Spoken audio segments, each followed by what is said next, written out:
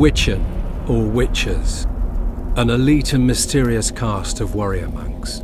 In popular lore, they're portrayed as possessing magic powers and superhuman abilities. Witchers were believed to combat evil spirits, ghastly monsters, and all manner of dark forces. It's possible that Witchers had animal eyes, which granted them sight in near darkness, rendering survival probable in encounters with fiends both subterranean and nocturnal, kobolds, vampires, and ghouls. Witchers used their silver swords to kill creatures of magic provenance, wraiths, cursed souls, and striggers. With their swords of meteorite steel, they felled non-magic beasts, and the occasional human who refused to pay for services rendered. In combat, Witchers would go into a trance, induced, it's supposed, through self-hypnosis or the consumption of intoxicants. They fought with blind abandon, sensing absolutely no pain, ignoring even serious injuries, which fed fears and superstitions about their unearthly powers. There is little doubt that Witchers were perceived to be vile beings who could bring misfortune down upon common folk with their gaze alone. The heroes of fairy tales and other yarns, Witchers entered the folklore of the Nordlings. This is true of one especially, Geralt the Riv, known as the White Wolf. 5 years after the Great War, the northern kingdoms continued to suffer. Rivers flowed red with elven blood, and life was cheaper than a fistful of coppers. The world needed a hero. They said he arrived on the wings of a storm to help the downtrodden. They said he'd gone mad and died. They called him the Sword of Destiny. They said he returned, for only evil can vanquish evil. In truth, Geralt of Rivia reappeared, barely breathing and bereft of memory, near the Witcher's citadel of Kaer Morhen. The Wild Hunt, war's omen, sped across the sky, while in Vizima a cow gave birth to a two-headed calf. All other claims are legend. At Kaer Morhen, Geralt recovered, yet even his one-time lover, the powerful sorceress Triss Merigold, could not restore his memory. The calm would not last. Armed brigands led by the sorcerer Azar Javed and the professor, a killer for hire, attacked the citadel. Though bandit blood stained Kaer Morhen's walls, the attackers made off with their prize. The secrets of Witcher mutation, concealed for centuries, disappeared in a flash of magic. The Witchers set off on a search, as tradition ordained, to the four corners of the world.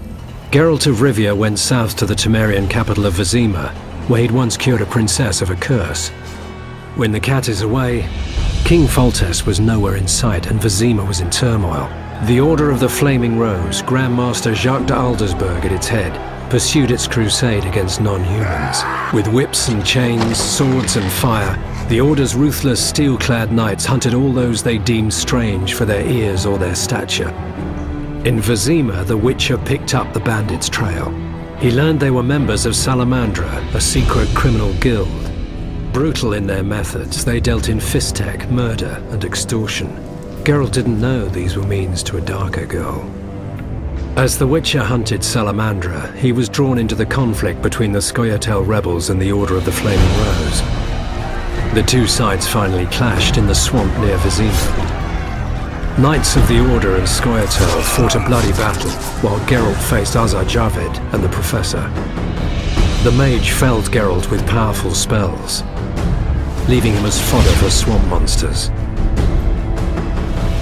Triss saved the Witcher's life.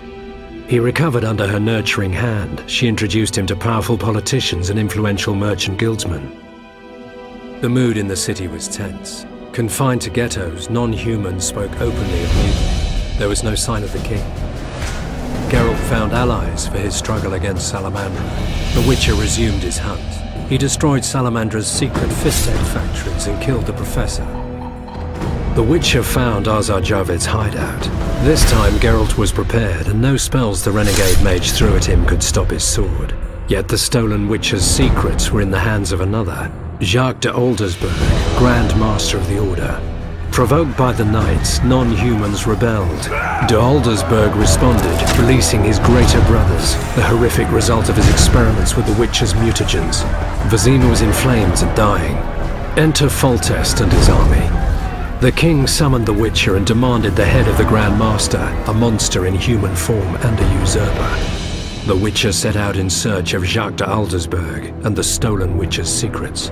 The Grand Master plunged Geralt into his vision of the future, where the Wolf's Blizzard would destroy the world and kill all, no matter their race or abilities.